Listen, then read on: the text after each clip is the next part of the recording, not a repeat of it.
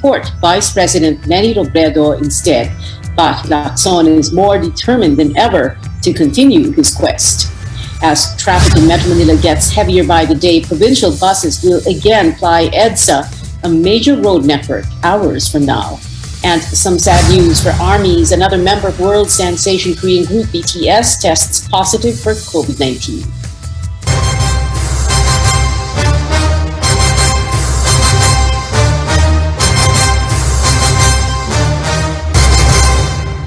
Alignments and realignments, groups, parties, and individuals drawing the proverbial political line in the sand 46 days before May 9, the day the Filipino votes, and on the eve of the local campaign period.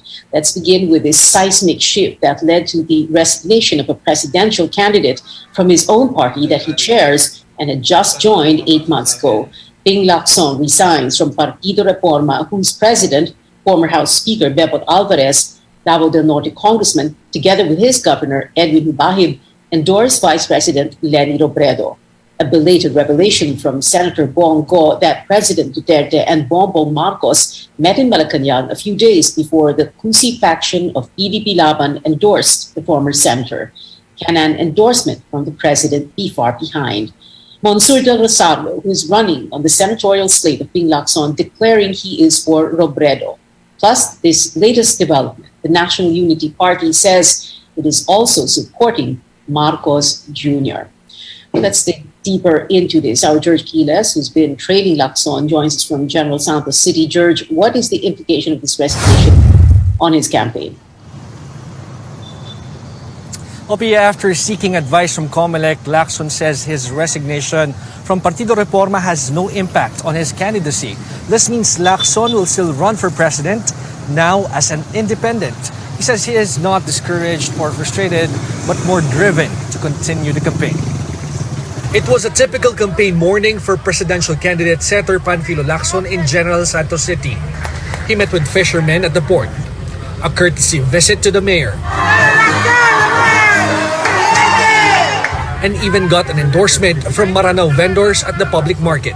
But after these activities, he dropped a major bombshell. Today, I officially announce my resignation as chairman and member of Partido ng Demokratikong Reforma, which effectively makes me an independent candidate for the presidency in the upcoming May 2022 elections.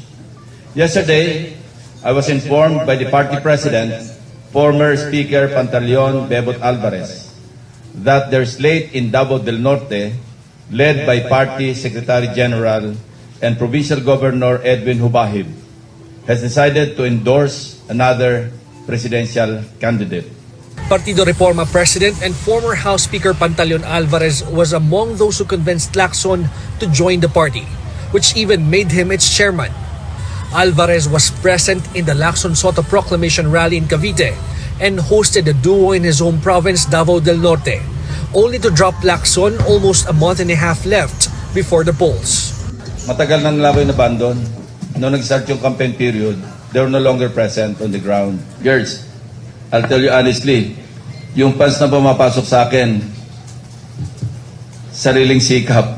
I was not expecting it, but perhaps that would be the best thing to do as far as my presidential candidate is concerned. Lacson says he has no ill feelings towards Alvarez and the rest of the Partido Reforma members in Davao del Norte, but he says their explanation for ditching him for another candidate is unacceptable. With or without party affiliation, I am not leaving you behind. I assure you that I will be your leader and supporter in our shared convictions and aspirations.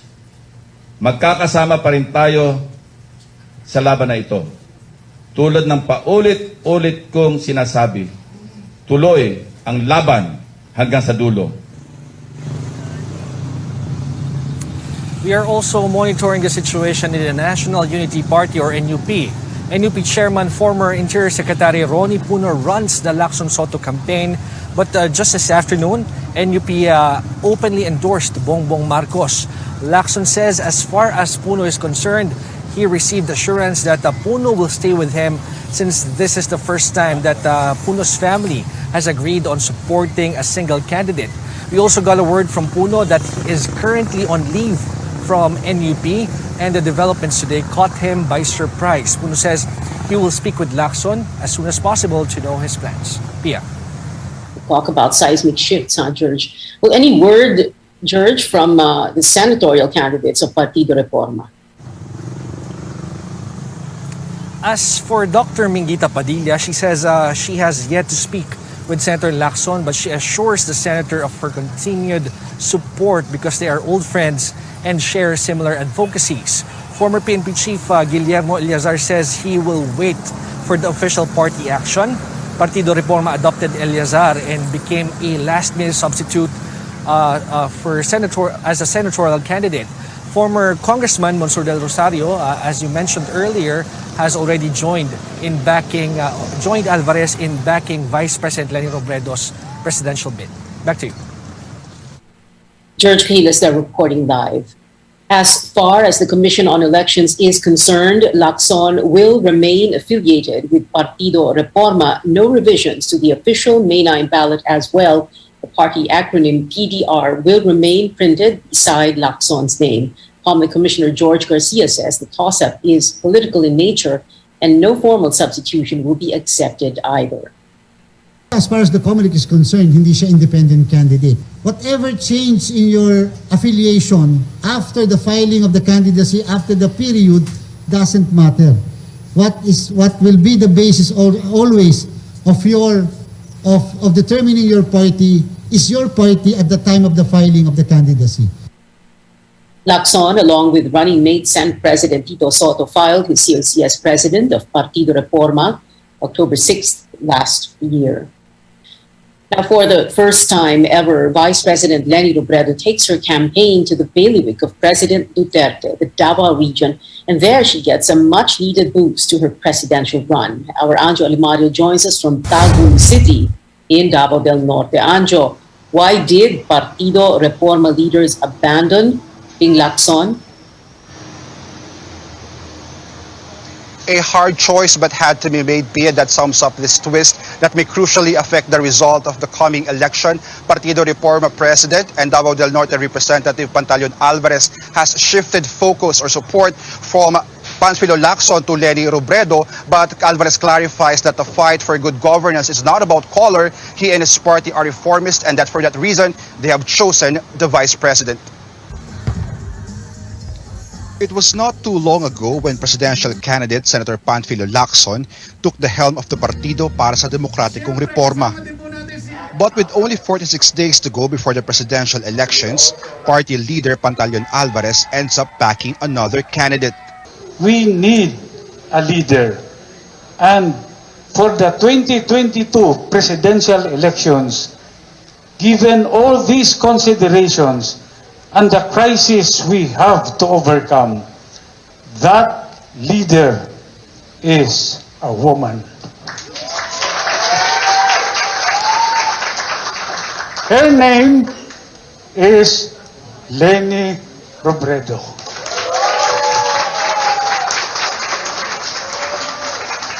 Alvarez admits Lacson is the most qualified to be president. But for him, only two candidates have pulled away from the pack, Robredo and survey frontrunner former Senator Bongbong Marcos. Robredo's campaign to gain significant traction, he adds. The former House Speaker says he did say hurtful things against the Vice President in the past. Humihingi ako ng tawad, ma'am. Una-una, Speaker, you do not need to apologize. Kasi over the course of our service naman to the country, mayroong mga bagay na hindi talaga pagkakasundoan. Alvarez even mulled filing an impeachment complaint against Robredo. He says he did that to protect the president. Davao del Norte Governor Edwin Hubahib also backs Robredo. In 2016, she lost miserably in the Davao region, failing to win a single province. Robredo says this is a big boost to get support in this part of Davao. Mas maglalakas loob yung ibang local officials to follow suit. Kasi ano naman to gano'n naman talaga yung laban. Pag nagsisimula ka na medyo dehado, it takes a lot of courage to come out in the open. Via this morning, Robredo attended a grand rally in Digo City in Davao del Sur where around 6,000 supporters showed up. But again, is this enough to paint Davao pink? Back to you. Anjo, there have been some local politicians pushing for a Rosa, a Robredo and Davao Mayor Sara Duterte tandem, or at least, on the day of voting. How is Leni Robredo taking that?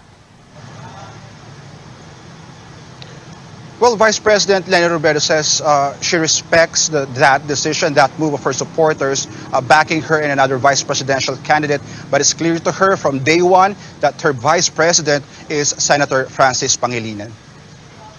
Pia. Anjo Alimario there, reporting from Tagum City in Davao del Norte. Hoping Lacson's resignation from his party, Partido Reforma, prompts other members to follow suit. The chairman of the party's Cavite chapter, Rafael Rodriguez, along with the district, municipal, and city chairman, also resigned from their posts. They reaffirmed their support for Lacson, who hails from the province. Former Representative Ashley Asadillo, the party spokesman, made the same decision to quit, saying he will continue to support Lacson as his official spokesperson. Meanwhile, another presidential candidate, Isko Moreno, is happy about Lacson's decision to continue his campaign. Senator Manny Pacquiao says he will meet with Lacson and Senator Tito Soto when they all return to Manila.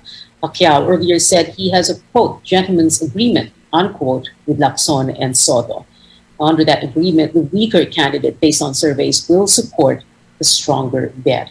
It is unclear, however, if the support will mean withdrawal from the presidential race. Tuloy naman ang laban ni Senator Ping tsaka ni Tito Sen. Nakausap ko sila. At kung ano mang desisyon nila, ako naman una makakalam nun eh. Kasi may ano naman kami. May maganda naman yung pag-uusap namin at isa lang kami. Abangan nyo na lang, mag-uusap muna kami.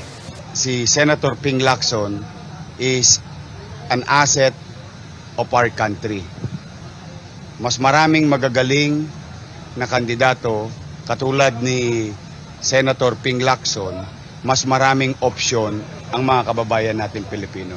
I'm happy that Senator Lacson continue to participate in the campaign as a candidate for president kasi maganda rin siyang opsyon ng ating mga kababayang Pilipino. Moving on, President Duterte and presidential candidate Bongbong Marcos met over the weekend. Senator Bongo, as well as Marcos's campaign, confirmed this.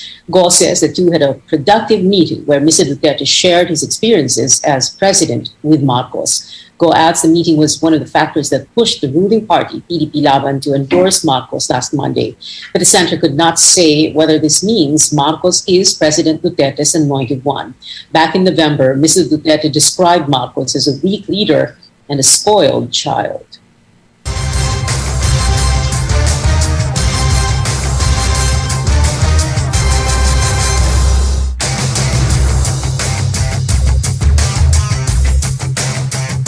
More stories next. Less than 2 months before the Filipino votes, the poll body says it will resolve all pending cases involving presidential candidate Bongbong Marcos by April.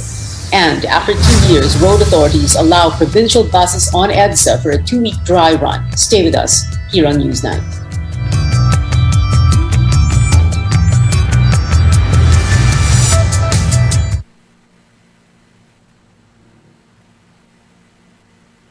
SMC, San Miguel Corporation.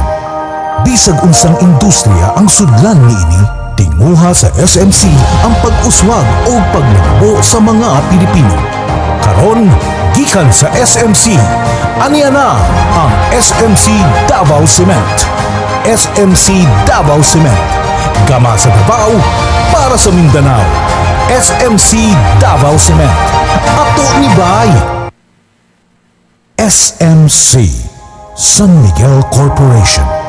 Bisag unsang industriya ang sudlan niini, tinguha sa SMC ang pag-uswag o paglakbo sa mga Pilipino. Karon, gikan sa SMC, aniya na ang SMC Davao Cement. SMC Davao Cement. Gama sa Davao para sa Mindanao. SMC Davao Cement. Ato ni Bay.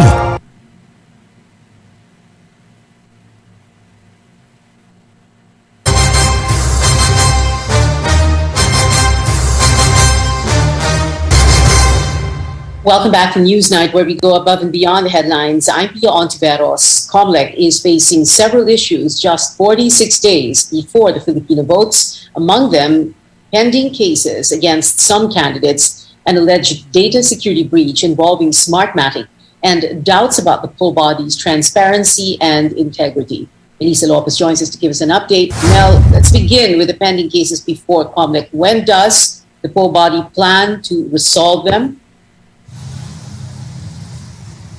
That's right, Pia. Chairman Saidamen Pangarungan has set a deadline to resolve all pending cases related to candidates in the Mainline elections. These include 6 petitions against Bongbong Marcos's candidacy, as well as the rift within President Duterte's party, PDP Laban. The consolidated cases and as well as the case with the motion for reconsideration will be decided before the election. Maybe the earliest will be the 2nd week of April, the latest will be the 3rd week of April. Pending since September 2021 is the case filed by the PDP Laban wing led by Alfonso Cusi, asking Comelec to declare his faction as legitimate against the other wing led by Senator Manny Pacquiao. Meanwhile, 5 petitions seeking to kick Marcos out of the presidential race, earlier denied by Comelec's 2 divisions, are on appeal before the Unbank since January. One disqualification case by the group Pudno Nga Ilocano is unresolved before the former 2nd Division, composed of Commissioners Socorro Inting and Ray Bulay. These are based on Marcos found guilty for not filing income tax returns for 4 years. The commission allows members of political parties and poll watchdogs to open random packs from 42 million ballots printed and verified since January to check if these are of good quality and not pre-shaded. Our cameras were not allowed to record the sampling process within close range given security constraints. The poll body was earlier criticized for printing ballots without witnesses. Comelec has said it only restricted access in the past 2 months due to COVID-19 concerns, but has opened the process this March with lower infections.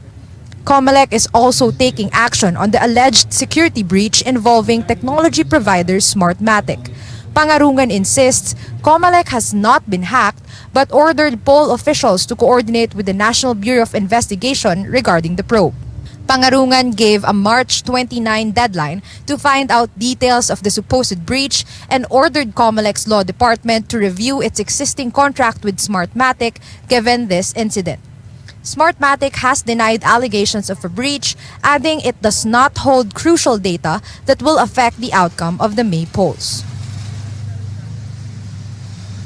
Comelec officials ended the day by signing what they call an anti-EPAL agreement with officials of DSWD and DILG to crack down against politicians who wrongly take credit for the delivery of social services.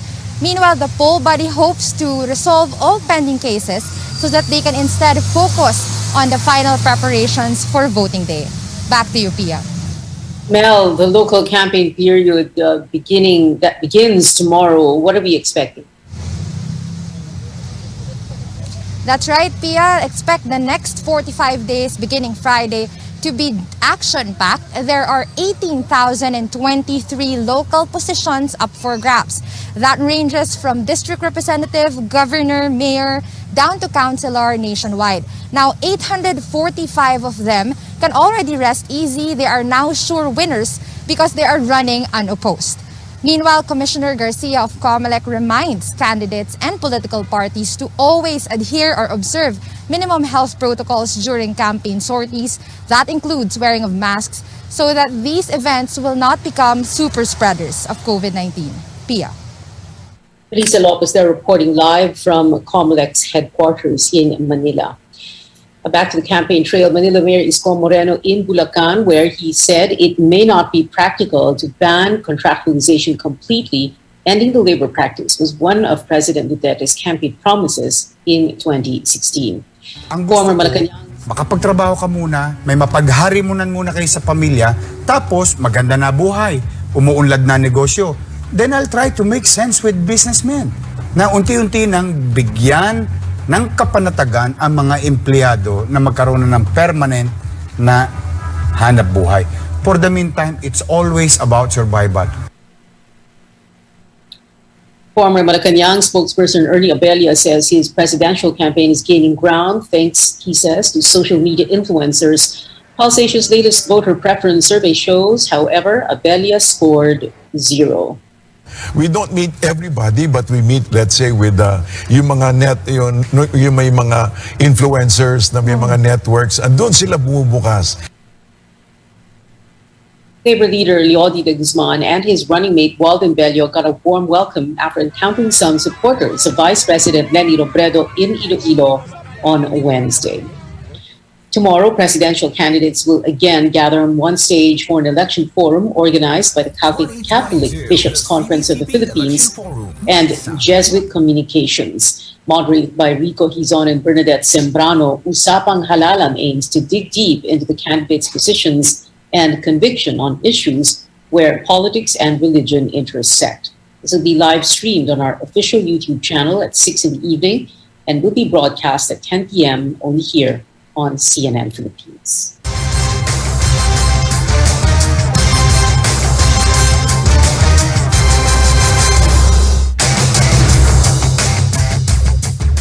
Authorities finally giving the green light for the return of provincial buses on EDSA after 2 years. Trips will initially run for 2 weeks to check if these will help ease traffic in Metro Manila.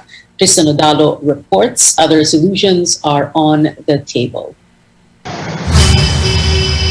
The government is lifting the ban on the entry of provincial buses on EDSA and other major thoroughfares beginning Thursday evening. The window hours for provincial buses will be from 10 in the evening to 5 in the morning daily.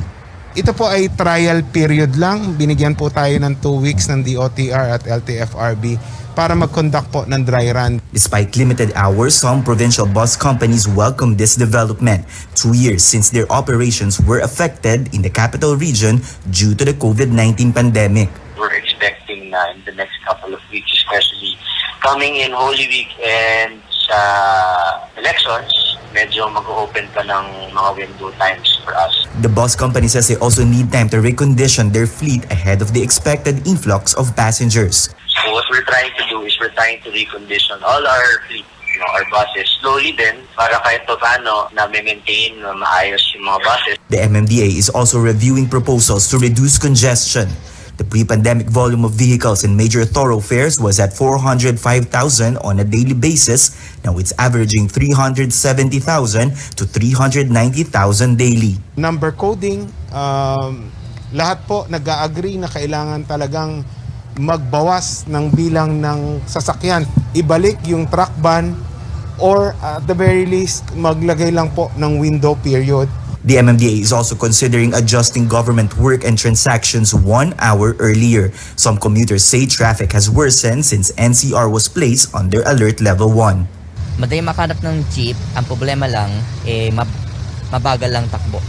Ngayong level 1 po, mas humirap. Bumalik yung traffic, crowded na yung sasakyan, punuan. The MMDA adds it may also take days or weeks before they can decide on the number coding scheme and truck ban. Also part of the long-term plans are the construction of EDSA elevated walkway and the bike lane project subject to availability of funds. Tristan Odalo, CNN Philippines. Back to office order for the business process outsourcing sector takes effect in a week's time. Now, this is unsettling to many businesses and employees who want to keep the status quo of hybrid work. And as Lois Calderon reports, some are now thinking of quitting their jobs if they will be forced to report to the office. The pandemic has forced Lara Melencio to juggle time as mom and a worker for a local call center, all within the safety of her home. She says it's possible to have the best of both worlds, watching her infant grow while still giving her job 100%. So pag kahit mga 15-minute break lang yan, yung konting time na nasispend mo with your baby, with your family, okay din siya. The government's return to work order that covers all BPO workers by April 1st could change all that. May baby ako, pag na-traffic ako, 30 minutes na agad yan eh. So that would take 1 hour of my life. Already, nearly 200 workers out of 1,400 members of the Alliance of Call Center Workers are contemplating leaving the industry and finding jobs elsewhere. Based on the group's data, over 1 million BPO workers currently have work-from-home arrangements. It's not really mass resign as in protesta. Hindi magiging madali sa kanila yung transition to work on site. Finance Secretary Carlos Dominguez clarifies BPO employers have the prerogative to continue work-from-home arrangements, but they will lose tax incentives. Dominguez heads the board that reviews tax perks for economic zones to which BPO companies belong since they are dollar earners. Militant group Bukluran ng Manggagawang Pilipino and party list groups Akbayan and Sanlakas believe the Finance Department has overstepped its bounds. If it ain't broke, why fix it? Walang ibang madidescribe to kundi isang blackmail. And I even doubt that it is for the benefit of the MSMEs. When they are working from home, they buy from their suke, from the palengke. That's an MSME. If we're in Eastwood, we're buying from big businesses. The finance chief has a rejoinder: read the law. BPO employers have yet to respond to CNN Philippines' request for comment. Both sides have good intentions. From government, on-site work could have a ripple effect on the economy as BPOs renew lease contracts with the property sector, and peripheral businesses like restaurants, cafes, and flats could benefit from that. From workers' side, working from home means less crowded roads and greater productivity, work-life balance, that is. Balancing interests within the bounds of law is a tough job. Lois Calderon, CNN Philippines. The IT and Business Process Association of Philippines has refused to comment on the matter. When we return on Newsnight, a member of global superstar BTS catches COVID-19 ahead of their Las Vegas concert next month, while exciting things await Stranger Things fans. A look at the characters joining the much-awaited fourth season next. You're watching CNN Philippines.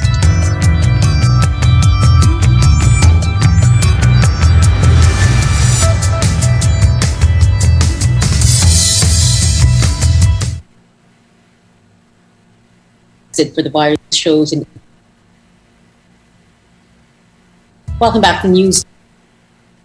After getting tested for the virus yesterday, the group's agency says he's only experiencing a sore throat and is undergoing treatment at home. It adds J-Hope plans to participate in scheduled events next month. BTS is set to hold 4 Las Vegas shows in April. Of the 7 members, only Jungkook has not ever contracted COVID-19. And here's a look at the final season of sci-fi Netflix hit Stranger Things. Photographs from the show were just released with new characters like Eddie and Argyle making an appearance, as well as series favorites Mike and Eleven, who are together again. Volume 1 of Season 4 will be out on May 27th, Volume 2 on July 1st. And that is it for tonight. Join me again on news.ph at 7 p.m. I'm Pia Ontiveros for Newsnight, where we go above and beyond the headlines.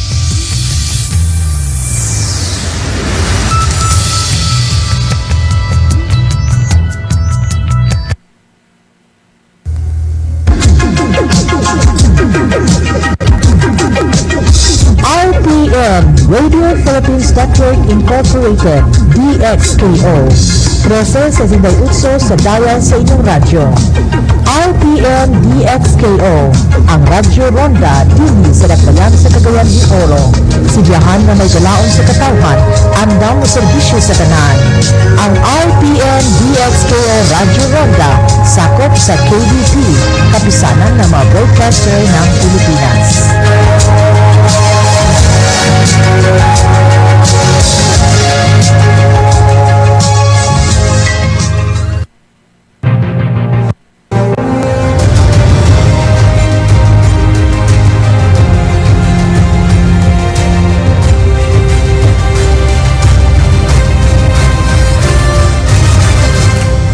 Welcome back. This is Politics as Usual, a special episode tonight on cybersecurity attacks. And with me is my guest co-anchor, Paolo Abrera. Our second guest, technology editor at Manila Bulletin and cybersecurity analyst, Art Samaniego. Before anything else, Art, may tatanungin lang ako. Kamusta na yung kalahating milyon sa Las Piñas? No, the PNP clarified that statement. They said hundreds of thousands, not okay. 500,000. Okay. Oh, kasi yung kalahating milyon, ang daming nagsabi, mga netizens, paano naging kalahating milyon yan? 350,000 plus lang yung registered voters, as yung population of 500,000. But anyway, of course, hindi yan ang pag-usap. 590,000. 590. So medyo nadagdagan lang ng 10,000. Anyway, Art, sorry, pasensya ka na. Okay, pinag-usapan naman natin ngayong gabi yung cybersecurity. No? So, syempre ang tanong is, why is the Philippines, tama ba yung word, a laggard, lagging behind when it comes to cybersecurity? And it's funny, we're supposed to be the social media capital of the world. Everybody's on a gadget, your phone, your smartphone, your iPad, your Mac, your laptop. Pero bakit tayo ganito? What's going on? No, I don't agree to that statement because the Philippines is not lagging when it comes to cybersecurity. We have talents here in the Philippines na mga cybersecurity experts talaga na ginagawa pa consultant ng mga taga-ibang bansa. So we are not lagging in terms of cybersecurity. So we're not lagging, but if they say we are the fourth most cyber attack country in the world, and just 4 or 5 years back we were number 17 in the ranking. So paano yun? How are we supposed to understand that? That's just a study from Kaspersky. Kaspersky is an antivirus company, a security company that came out with that study. Pero other study says, no, wala tayo sa top 10. Okay, wala tayo sa top 10. Nasaan study tayo? of one company. Pero yun nga, Kaspersky kasi is also a really reliable security software na ginagamit din ng mga Pilipino. So ang na-test lang nila yung mga users ng Kaspersky. Okay. Ano yung how tough are our laws against cyber criminals? Okay naman yung law natin. We have the Cybercrime Prevention Act of 2012 which is being enforced now. And also I have worked with the NBI and the DICT when it comes to cybersecurity. We have a really capable law enforcement agencies that could track these hackers or these cyber criminals. Okay, so it doesn't apply when, di ba, ang sinasabi palagi, ang Pilipinas ang daming batas, ang gaganda ng mga batas, ang problema natin implementation. Hindi naman. Hindi naman. Kasi look like what the NBI Cybercrime Division is doing now. They arrest a lot of cyber criminals now. Yung iba hindi nga nababalita because these are high-level arrests. Okay. Okay, well, Art, let's take a step back and just for our appreciation, let's frame it this way. One of the most common forms of cybercrime is, we'll call it under the general umbrella of hacking. What do you think are the motivations for hacking? Is it bragging rights among these hackers? Is it a lucrative business? Bakit nga ba nangyayari ang hacking? Ano yun? Depende kasi sa motive nung attacker. So we have different kinds of hackers and yung motive nila, yung iba talagang gusto lang magyabang. Yung iba they're really committing cybercrime. Magkaiba kasi yung cybercrime and cyber attack. Let's talk about that. So magkaiba 'yon. So merong difference yung dalawa. Yung mga cyber criminals, ang motive nila para kumita lang talaga. Meron namang iba they want to be heard. Ito yung mga hacktivist. So activism through hacking. So yun yung mga motive nila. So depende sa motive ng hacker kung ano yung kakalabasan nung attack o yung attempt na gagawin nila. Okay, well, whatever their motivations are, money or fame or bragging rights, the victims remain the same. It's always us. People and organizations need to protect themselves from these hackers. How can we best do that? Ang naging problema ngayon because of the pandemic, everyone has gone online. Pati yung mga hindi ready, yung mga tito at tita natin, so nag-o-online na sila. Ito yung sinasamantala ng mga cyber criminals. Alam nila na hindi ito marunong mag-computer, hindi ito marunong sa basic security when it comes to the internet. So they attack these poor internet users. At ito yung mga nabibiktima. This is the reason why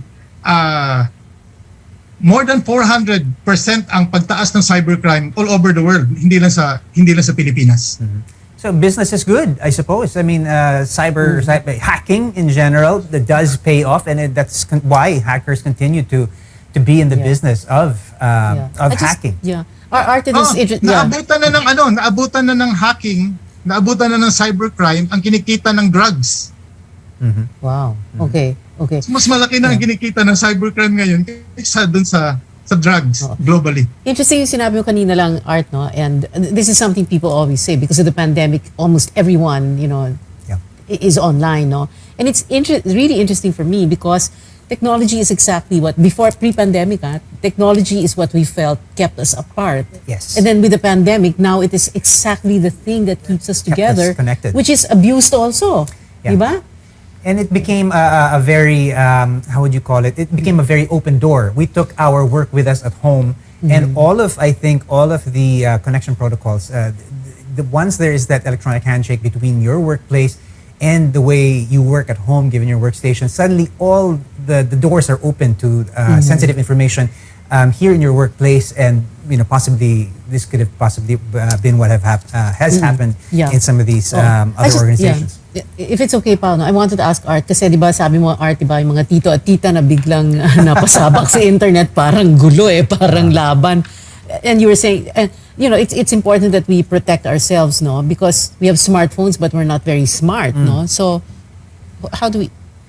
Balikan natin yon. How do we do it, Art? Paano nga ba? So, kailangan bang mag-aral din kami ng gadget? Ganun ba? Yun lang, very, very basic. What you do in real life, dapat yun din gawin mo sa digital life.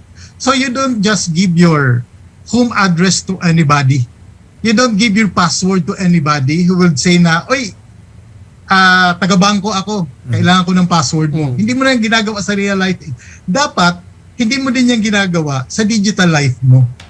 So you need to be very careful in oversharing. Ito yung naging problema natin ngayon, oversharing ng information. So masyado kang maraming information na sinishare, mas madaling manakaw yung identity mo. May oversharing sa social media. People are clicking links everywhere. Pag may pinadala sa kanila, nagkiklik agad. Ganda ng advice. Especially the so-called Facebook supported scams. Ito yung mga ads sa Facebook na nagsasabi na you click this, you will win something. Yeah. Right. The weakest link I think is always the human factor. Naloloko sila. So ito yung ang tawag dito, ito yung mga phishing attacks, phishing attempts. And it's also called social engineering, nabola ka. Kung sa tunay na buhay, tawag doon, nabudol ka. Digital budol. Pao. Digital budol. Yeah. Art, the subject of white hackers or white hats, often comes up as somebody or people, specialists who will show us the vulnerabilities of these systems, put them to the test, so to speak. Help us appreciate who they are and what role they play in cybersecurity. Yeah. Kasi calling someone just a hacker is really ambiguous. So, marami kasing types of hacker. So, may mga traditional hackers tayo na tinatawag. Ito yung black hat. These are the bad guys who would like to steal your identity, who would like to steal information from you, tapos nanakawin yung pera mo. Ang tawag dyan, mga black hats. The second one is the white hat hackers. Ito yung complete opposite ng black hat hackers. So, they will never harm your system. They will help you secure your system. They will ask permission from you before they will attempt to check your system. So ito yung mga tumutulong sa atin. And usually, companies pay for their services. So ito yung white hat hackers. Pero meron din tinatawag na gray hat hackers. Ito yung mga hacktivists. So they're in between the black and the white hat. So these are really the dangerous ones because sometimes they will just attack your system and then expose your system's vulnerability for the benefit of the common good. It sounds like a little bit of a So get out those of are the jail three card. kinds, three types of hackers. Yun yung traditional hackers. Okay, well, are they? How do we differentiate then? I mean, aside from the fact that you may receive, how would you call it, notice from a white hat hacker, humihingi ng permiso. I'm going to test your system. Yeah, siguro naman they don't have calling cards. Well, because I was going to say it sounds white hacker, black hacker, and gray hacker, because a gray hat sounds like a get out of jail card. Merong ano? Sorry, Art? Meron ganyang services. Yung mga white. Companies would like to help you to secure your system. Yeah. So yan yung mga ginagawa ngayon. Yun yung mga legit. Pero yun nga, yung mga legit. Yun yung mga legit. Pero yun nga, at first mukha silang white hat hackers, pero once na they want to get something from you, in return we will expose you if you will not pay us. We will expose your system to the public. So it's a ransom Hindi na attack. sila white hat. They're black hats. Once they've gotten Pero in mga there. label lang kasi ito kasi meron din yung tinatawag na red hat hackers, blue hat hackers. The red hat hackers are the one paid by the government to do penetration testings. Okay. Ano yung blue? Blue are the good guys. Okay. Tasked to protect your system. Blue And then there's a Ateneo. green hackers. Ito yung mga bago. Ito yung mga bagong mga newbie. Pero yun nga, ang traditional way to identify or to differentiate hackers, yun yung black, the white, and the gray hats. Okay. I think we are through with Art Samaniego. But Art, you're going to be joining us in the last segment of the show, okay? Thank you very much for being with us tonight. We'll see you later. Up next, we'll talk about ways to counter cyber attacks. This is Politics as Usual. Be right back.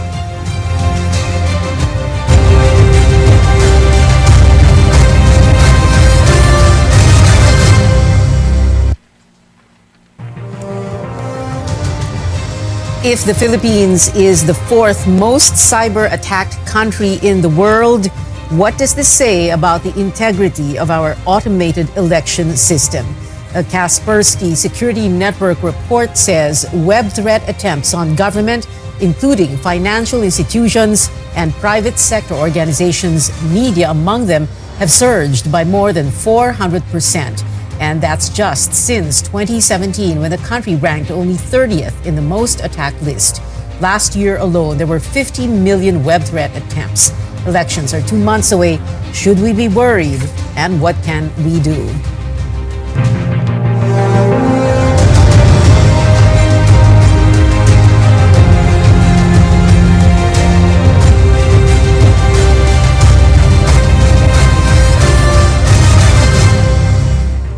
Good evening. This is a special episode of Politics as Usual, your weekly political appointment fix. I'm Pia Ontiveros, and with me is my guest co-anchor for tonight, Paolo Abrera, who is an avid tech observer and is a co-anchor on New Day. Paolo, thank you so much for being here and for agreeing to doing the night shift. Well, thank you, Pia. I'm really quite excited about being here tonight. I'm quite excited about tonight's discussion.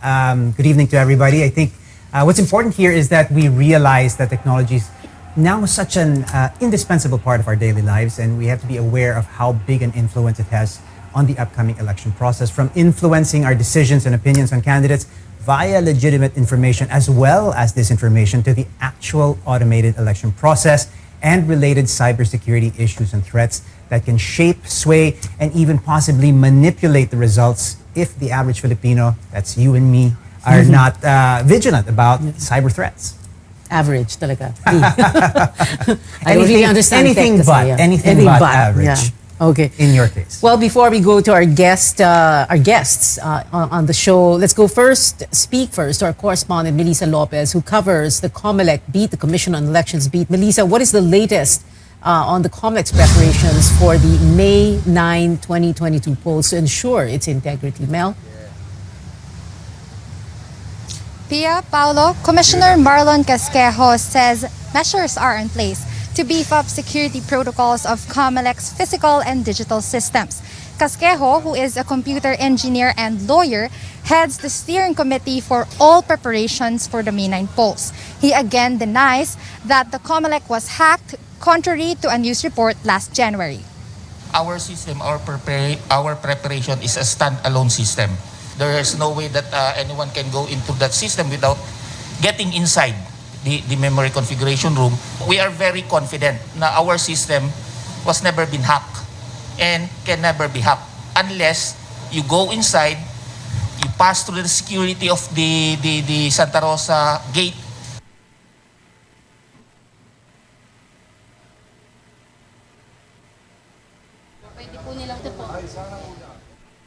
$5 million registered voters for compromise. Casquejo says the hacking incident reported by Manila Bulletin did not happen after a thorough check of their physical and digital access logs. The data supposedly stolen did not exist either. Securing the ballots, voting machines, and other election materials is another concern. But Comelec says its security teams, along with police, are on top of the situation. Here at the National Printing Office, prior coordination is needed before journalists and even representatives of political parties are allowed entry to view the ballot printing process.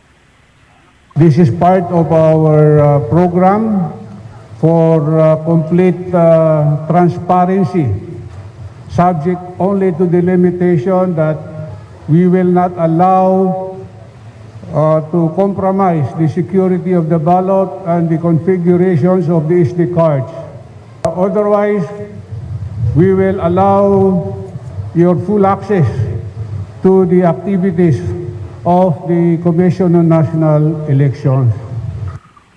Anyone taking photos or videos at the NPO are also not allowed to zoom in on the actual ballot, so no one will gain access to the QR code, ballot numbers, and security features to prevent the illegal reproduction of the ballot.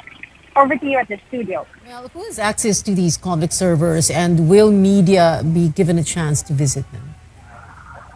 Right, Pia, security is even tighter in those servers which are located or scattered around Metro Manila and in Laguna. So far, Comelec has only offered a virtual walkthroughs for later this month, and that's to keep the security protocols intact. Back to you, Pia and Paolo. Melissa Lopez, they're joining us from the, if I'm not mistaken, the National Printing Office, no, in Quezon City. Well, Paolo, of course, this is a big concern for us because I remember 2016, I was here in the studio at night, no, and nagbibilang ng boto, biglang tumigil, and everybody, that's history already.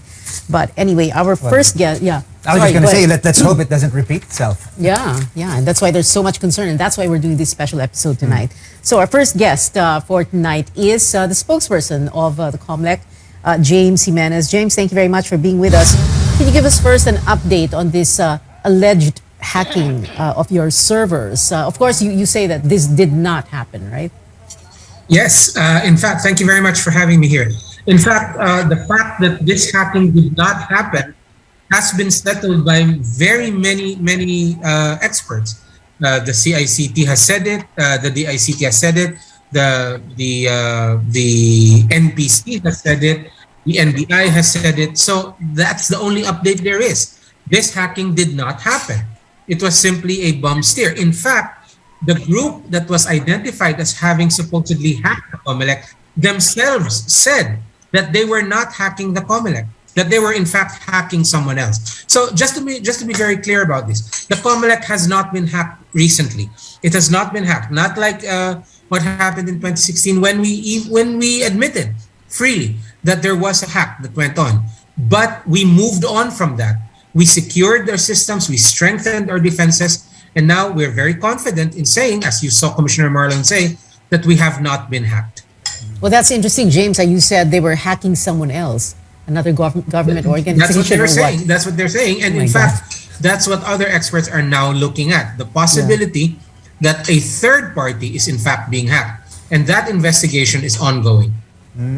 Okay, well, James, just how vulnerable at this point is our electoral process to cyber attacks and cyber crimes? I mean, 2016 was obviously a year of learning. You're open to admit that there were some lapses there and some learnings.